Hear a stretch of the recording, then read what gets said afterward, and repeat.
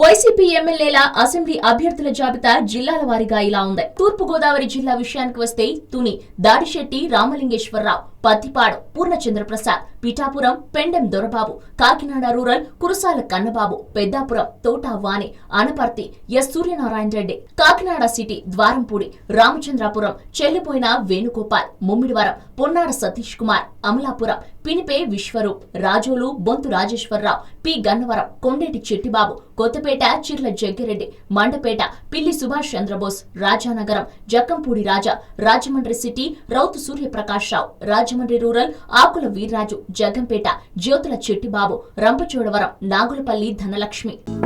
Hello, మిమ్మల్నే. Yo-yo TV app download చేసుకున్నారా? ఇంకా లేదా? మీ యాప్ స్టోర్కి వెళ్ళి వెంటనే డౌన్లోడ్ చేసుకోండి.